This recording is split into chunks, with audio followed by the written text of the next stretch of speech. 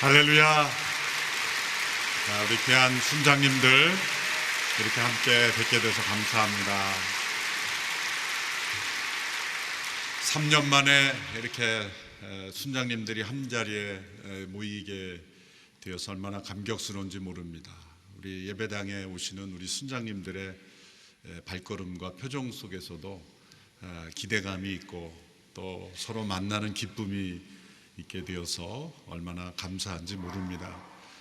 3월 1일 이렇게 모처럼 공휴일 쉬는 날인데 여러분을 이 자리에 함께 모이도록 해서 죄송한 마음이 전혀 없습니다. 도리어 이렇게 영적으로 재충전할 수 있는 기회를 드리게 되어 한편으로는 죄송하지만 또 한편으로는 이 모임이 꼭 필요하구나라는 생각을 가지게 되었습니다. 오후에 하여튼 최대한 우리가 빨리 끝내서 또 가족과 함께도 보낼 수 있도록 그렇게 노력하도록 하겠습니다.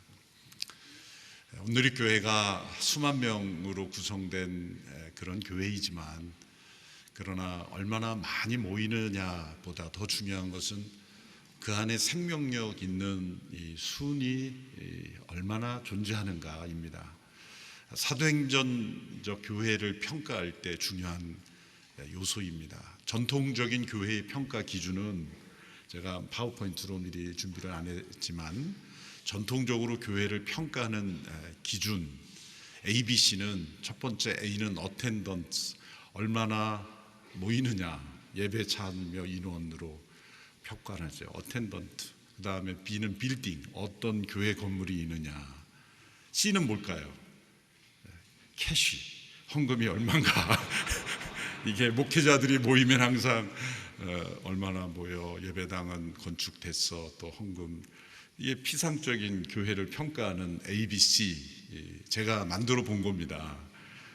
그런데 사도행전적 교회의 평가 기준은 그런 요소는 분명히 있지만 보다 더 깊은 교회의 본질에 합당한 ABC가 있어야 되지 않을까 생각해서 제가 사도행전적 교회의 ABC를 만들어 보았습니다. 그 A는 어포슬, 그거는 사도들이 몇 명이냐, 그거는 이 시대에도 사도의 직분이 있다라는 그런 의미가 아니라 사도적 소명을 가지고, 이 영어의 어포슬이라는 단어는 헬라의 어포스톨로스, 보냄을 받은 자라는 뜻입니다. 예수님께서 제자들을 따르는 디사이플, 제자로서 그치게 하지 않고 보내는, 보냄받은 어포스톨로스, 그래서 보냄받은 자로 그렇게 파송하셨듯이 우리의 각자의 삶의 자리로 예수님의 보내심을 받은 사람으로 우리의 삶의 영역에서 어떤 직업이든지 세상 속에 나는 보냄받은 그리스도인이다라는 삶이죠. 교회 생활을 어떻게 하느냐보다 더 중요한 것은 신앙 생활이고 우리 사회 속에 어떻게 신앙인으로 살아가느냐가 더 중요합니다. 때로 교회 안에서는 좋은 신앙생활을 하는 분인데 사회에서는 전혀 신앙의 향기가 나타나지 않는다면 사도적 삶을 살지 않는 거죠. 교인으로서는 살지만 신앙인으로서는 살아가지 않는 모습이기 때문에 사도행전적 교회의 A, 어포슬, 사도적 삶이 사는 성도들이 몇 명이냐, 또한 그 교회를 통해 파송받은 사람들이 몇 명인가. 그래서 한 목사님께서 제가 뉴저지에서 위임을 받은 담임 목회자로 위임식에 와셔서 하신 말씀이 있습니다. 교회의 캐퍼시티는 시팅 캐퍼시티, 얼마나 많은 사람이 앉을 수 있느냐의 캐퍼시티가 아니라 샌딩 캐퍼시티다, 얼마나 많은 사람들을 파송할 수 있느냐의 능력이다. 지금도 잊혀지지 않는 그 말씀을 2005년에 제가 미국에서 목회할 때 들었던 말씀인데 지금도 잊혀지지 않습니다. 사도행전적 교회의 능력은 어떤 건물이 있느냐, 얼마나 헌금이 모이느냐, 얼마나 예배 인원이 많으냐가 아니라 얼마나 많은 성도들이 세상 속에 보냄받은 자로서 사도적 삶을 사는가, 또한 그 교회를 통해서 얼마나 많은 사람들이 복음 전도자로 파송되었는가. 오늘의 교회가 2018년도에 누적 선교사 파송이 2,000명이 넘어 있고 올해는 2188명이 누적 파송입니다. 현재 77개국 869명의 선교사들이 현장에서 파송받아 사역하고 있습니다.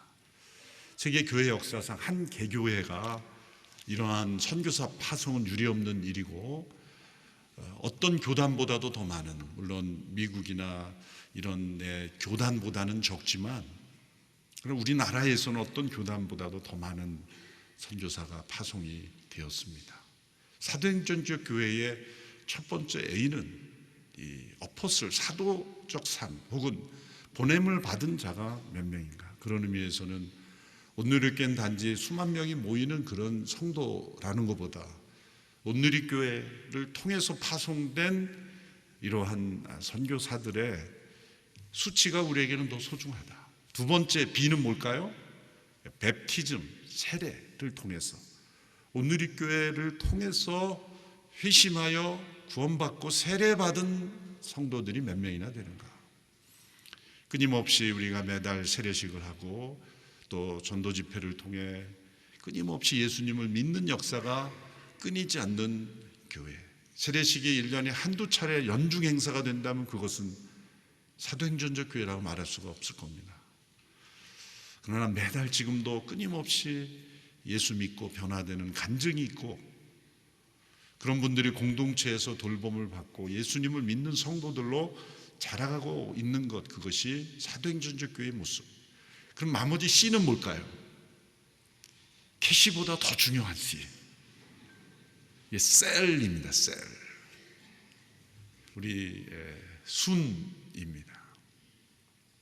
순, 소그룹.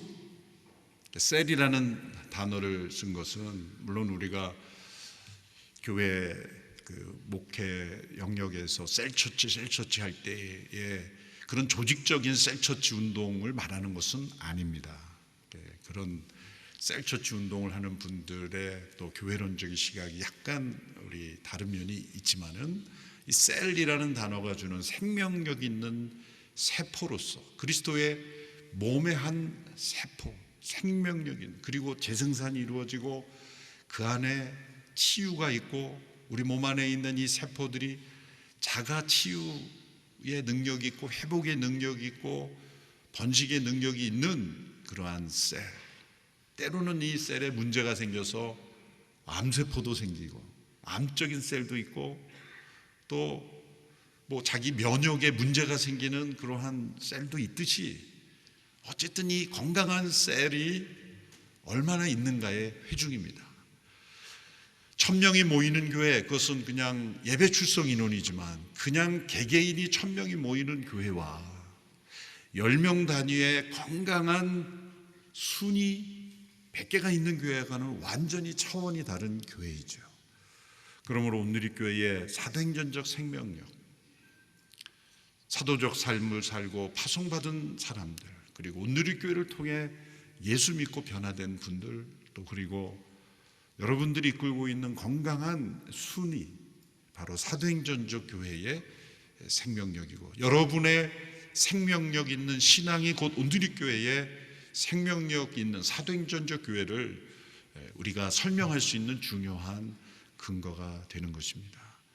그런 의미에서 오늘 이 좋은 휴일을 빼앗은 것에 대한 죄책감이 전혀 없이 오늘 이 자리에 함께하게 되었습니다. 이런 순이 있었습니다. 순원들이 서로 각자의 직업적 그 직업이 가져오는 그 나름대로의 멘탈리티, 그 생각의 시각이 있지 않습니까? 그 시각이 너무 차이가 나서 도저히 의견이 하나가 되지 않습니다. 때로는 사회 정치적으로 민감한 이슈가 나오기 시작하면 완전히 이것은 대립을 거듭하는 그러한 순이었습니다. 또 어떤 젊은 순원들은 부모님까지 나서서 그 갈등에 개입할 때도 있었습니다. 그 순원 중에 한 사람은 순장의 등에 칼을 꽂는 엄청난 씻을 수 없는 상처를 주는 그러한 순원도 있었습니다. 이 순장의 이름은 바로 예수님이십니다. 예수님은 수많은 무리들을 만족하지 않으셨습니다. 수천 명이 예수님을 따라다니며 예수님께 열광했지만 예수님은 그 가운데 가르침을 통해서 더 깊은 가르침으로 나오는 이들을 구별하셨고, 그래서 120명, 70명, 그리고 12명 이렇게 소수의 사람들을 수렴해 가심으로써 공생의 대부분의 시간을 12명의 제자들과 함께하는 삶에 집중하셨습니다. 우리가 복음서에서 있는 많은 가르침의 대부분은 그 12명의 제자들의 일부 혹은 전부와 나누었던 그런 대화로 구성이 되어 있습니다. 예수님께서 그 이끄신 그 12명으로 된 예수님의 순원들을 보면 너무나 갈등이 일어날 수밖에 없는 그러한 구조죠. 그 제자 중에 리더 그룹의 역할을 했던 베드로는 어부 출신이죠. 수십 년간 어부로서의 그 삶의 스타일. 예수님은 목수입니다. 나사렛 목수 출신과 갈릴리 어부협회 회장 출신인 베드로, 이 두 사람이 만났을 때 이 어떤 직업에서 차이가 오는 갈등은 분명히 있었을 거죠. 그 가운데 예수님의 12제자 중 가장 심각한 갈등이 예상되었던 사람은 마태라는 제자와 시몬이라는 제자입니다. 마태의 직업은 세리였습니다.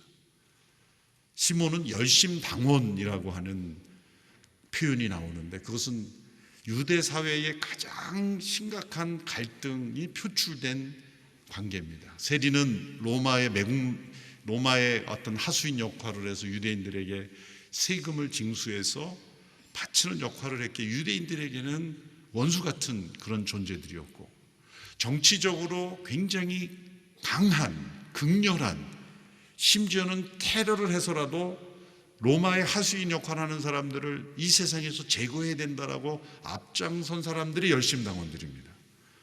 그러니 시몬, 그 출신인 시몬과 세리 출신 마태가 순모임에서 함께 만났을 때 그들이 만나고 싶어서 만났겠습니까? 이유는 순장인 예수님이 나와 그러니까 온 거예요. 예수님이 나오라 그러니까 나왔지만 내가 저 사람 때문에 순모임에 가야 되나 말아야 되나 아마 고민이 심했을 거예요. 어쩌면 다른 제자들은 그 시몬이 몰래 뒤에서 마태를 테러하지 않나 감지해야 되는 그런 정치적 원수 관계, 민족적인 깊은 그런 원한과 감정이 이 사회의 모든 갈등이 그대로 축약된 것이 바로 이 마태와 시몬의 직업이었고 사회에서의 삶이었어요. 그 가운데 가룟 유다는 예수님을 배반했지 않습니까? 이렇게 서로 다른 직업, 서로 다른 정치적 성향, 서로 다른 사회적 그런 입장 차이, 모든 것이 다 예수님의 그 수많은 따르는 무리 중에서 하필이면 왜 그런 사람들만 모아놨을까? 왜 그랬겠습니까? 그것은 예수님께서 순장으로 고생하시는 여러분들에게 위로와 모범이 되시려고 그러신 것입니다. 여러분들이 순원들이 바로 이런 순원들로 서로 대립이 될 때마다 예수님이 성령 안에서 이렇게 말씀하시려고, 나도 힘들었어. 그렇게 말씀하실 뿐만 아니라 더 나아가서 나보다 더 힘들 수 있을까? 가룟 유다처럼 예수님의 생명을 내어 넘기는 그런 배신자가 있었지 않습니까? 목숨을 넘기는 그런 배신이 그 순환에서 일어났어요.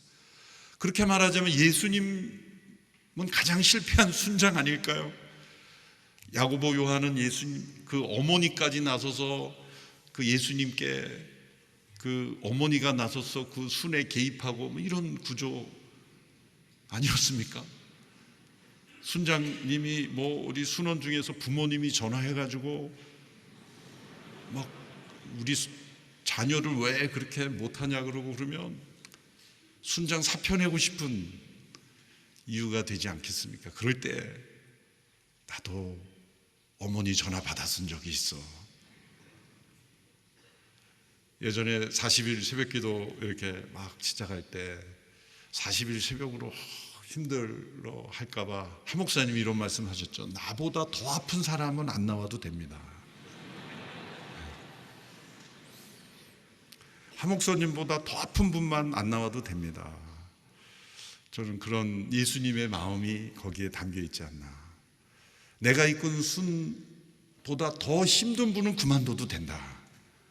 그런 표준을 예수님께서 제시하셨습니다. 그런데 그 12명의 한 명은 배신했지만 그 소수의 제자들이 사도로 변화가 돼서 성령 받아서 오늘 우리에게까지 이 복음이 전해졌습니다.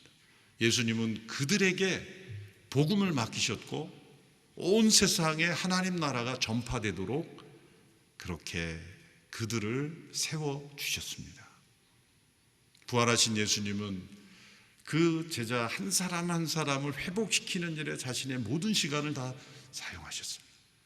부활하신 이후에 원수에게 나타나셔서 복수하지 아니하시고 실패한 베드로, 의심 많은 도마, 그리고 예수님의 형제 야고보, 이들에게 한 사람 한 사람 나타나셔서 확신을 주시고 성령을 부어주시고 그리고 온 세상에 복음을 전하게 하셨습니다. 이건 만들어진 이야기지만 예수님이 부활 승천하신 후에 천상의 리포터 역할, 헤럴드 역할을 하는 천사가 가브리엘 천사입니다. 예수님의 수태고지도 전하고, 가브리엘 천사가 예수님, 승천하신 예수님을 인터뷰했다는 거예요. 예수님 수고 많으셨습니다. 지상에서 성육신하시고 십자가에 고난과 죽음 당하시고 이제 다시 승천하신 것을 환영합니다. 그러면서 예수님께서 지상에서 이 영혼들을 구원하기 위해 행하신 모든 일들을 이제 모든 사람들이 알고 믿어야 될 텐데 어떤 조치를 해놓으셨습니까? 예수님의 그 사랑과 사역을 모든 사람들에게 알리기 위한 대책은 무엇입니까? 내가 그 베드로로 비롯한 몇몇 제자들에게 부탁해 놓았어. 가브리엘 천사가 깜짝 놀랍니다. 아니 그 베드로를 믿으신단 말입니까? 예수님을 3번 부인한 그 베드로, 그 의심 많은 도마, 그들을 어떻게 믿고 그들에게 맡긴단 말입니까? 그 밖에 다른 대책은 없습니까? 예수님이 말씀하시죠. 다른 대책은 없어. 나는 그들을 믿고 있다네. 그런 만들어진 이야기지만 예수님께서 하나님의 아들이 세상에 오셔서 성육신하시고 고난받으시고 십자가에 죽으시고 부활하시고 이루신 그 구원이 온 세상에 전해져야 되는데 그렇게 서로 하나 되지 못하고 그렇게 갈등이 있고 그렇게 정말 자기밖에 모르는 그러한 누가 큰 자인가 끊임없이 싸우고 있는 그들에게 예수님이 이 복음과 하나님 나라의 증거를 맡기셨다는 것. 그런데 그 예수님의 믿음은 헛되지 않으셨습니다. 성령님이 오심으로 그들이 변화되어 교회가 시작이 되었고 그리고 많은 순들을 통해서 교회 안에 있는 생명력 있는 그러한 소그룹들을 통해서 오늘 우리에게까지 이 복음이 전해졌습니다. 예수님이 맡으신 수는 이 인류의 죄악의 흔적을 지닌 사람들의 축소판이었고 또 우리가 맡고 있는 순도 역시 그렇습니다. 오늘 우리에게 주어진 소명은 예수님께서 맡기신 것입니다. 그리고 예수님은 우리를 믿고 계십니다. 우리가 연약해도 주님이 베드로와 그 제자들을 믿고 맡기신 것처럼 우리를 믿고 맡기시며 순종하는 자에게 성령의 능력을 부어주셔서 사도행전적 교회의 ABC를 계속 이루어가게 하시는 줄로 믿습니다. 그 가운데 오늘 제자들에게 주신 이 말씀, 이 공동체로 부름을 받고 이 순으로 부름을 받은 우리에게 주어진 놀라운 특권의 말씀이 오늘 우리에게 있습니다. 우리 18절에서 20절의 말씀 우리 같이 한번 다시 읽어볼까요? 시작. 내가 진실로 너희에게 말한다. 무엇이든 너희가 땅에서 매면 하늘에서도 매일 것이요 무엇이든 너희가 땅에서 풀면 하늘에서도 풀릴 것이다. 다시 내가 진실로 너희에게 말한다. 너희 가운데 2사람이 땅에서 어떤 일이든지 마음을 모아 간구하면 하늘에 계신 내 아버지께서 이들에게 이루어 줄 것이다. 2-3사람이 내 이름으로 모인 곳에는 나도 그들 가운데 있다. 어떻게 그 소수의 문제에 많은 하나 되기 힘들었던, 불가능해 보였던 그들을 통해 복음이 온 세상에 전해질 수 있었는가? 바로 이 예수님의 약속이 이루어졌기 때문입니다. 두세 사람이 예수님의 이름으로 모인 곳에 예수님이 임재하시고, 그들이 땅에서 매였을 때 하늘에서 매이고, 땅에서 풀었을 때 하늘에서 풀린다. 여기 매는 것이 뭐냐, 풀리는 것이냐, 그거보다 더 중요한 것은, 매고 푼다는 것은 변화와 역사가 일어난다는 거예요. 때로 무엇인가 사단의 결박은 매야 되고, 그 권세로부터 영혼을 풀어야 되고, 결박을 푸는 역사, 또한 이 세상의 헛된 흐름은 우리가 막아야 되고 내어 놓아야 되는 것, 하나님께서 역사해 주셔야만 하는 일들이 세상에 너무나 많습니다. 우리 순원들의 가정의 문제, 직장의 문제, 부부간의 문제, 또한 수없이 많은 인생의 문제들이 내 힘과 능력, 지혜로 풀리지 않는 얼마나 많은 문제들이 있습니까? 그런데 이 세상에 어떤 자원이 아닌 하늘의 능력을 두세 사람이 함께 마음을 모아 기도할 때, 하나님은 하늘에서 그 기도대로 매주시고 풀어주신다는 약속입니다.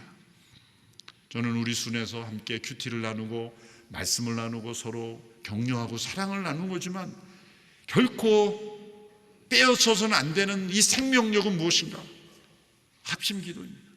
두세 사람이 순원들을 위하여 함께 기도하는, 그때 주님이 임재하시고 이렇게 어려운 순원들을 사도로 변화시키고 온 세상의 복음을 전파하도록 변화시켜 주신 그 예수님의 임재가 우리 각 순에도 동일하게 임하신다는 거예요. 예수님이 진짜 순장으로 임재하신다는 거예요. 그래서 우리의 작은 모임에도 주님의 임재와 성령의 역사가 나타나서 매고 푸는 역사가 우리 순에 나타난다 라는 약속을 우리에게 주셨습니다. 우리가 다른 사람의 영혼을 어떻게 해부하겠습니까? 어떻게 고치겠습니까? 영혼을 돌보는 능력은 우리에게 없습니다. 주님의 임재가 영혼의 돌봄이 되는 거고, 주님의 함께 하심이 영혼의 치유가 일어나는 것이고, 주님의 응답이 영혼이 변화되는 계기가 될 줄로 믿습니다. 그래서 우리 순장님들의 역할은 두세 사람이 함께 마음을 모아 기도하게 해주는 것. 그때 놀랍게 주님이 우리 순원들의 영혼을 직접 만져주시고 변화시켜 주시고, 놀라운 능력이 우리 순을 통해 나타나게 될 줄로 믿습니다. 주님은 우리가 두세 사람이 하나됨을 통해 일하시기를 원하시고, 그 능력을 보이시 영광받기 원하시고, 또 주님의 기쁨을 우리에게 나누어 주기를 원하십니다. 그런데 이 두세 사람이 마음을 합심하여 기도하는 것이 쉬운 것은 아닙니다. 아무리 큰 교회, 큰 운동, 영적인 흐름도 깊이 들어가 보면 두세 사람의 하나됨이 있어요. 아무리 작은 모임도 능력이 없는 것은 두세 사람의 하나된 영적 하나됨이 없어요. 두세 사람씩 하나 되어 나갈 때, 우리 순장님과 마음을 같이 하는 두세 사람이 있고 또 두세 사람이 있을 때, 놀랍게도 하나님의 역사가 우리 모든 순을 통해 나타날 줄로 믿습니다. 땅에서 하늘을 매고 푸는 권세, 우리 순원들이 하나 되어 기도하는 그런 역사가 올 한 해 일어날 때, 사도행전적 교회의 모습 ABC가 오늘의 교회에 계속해서 일어나게 될 줄로 믿습니다. 전통적인 교회 ABC는 겉으로 나타난 현상일 뿐이에요.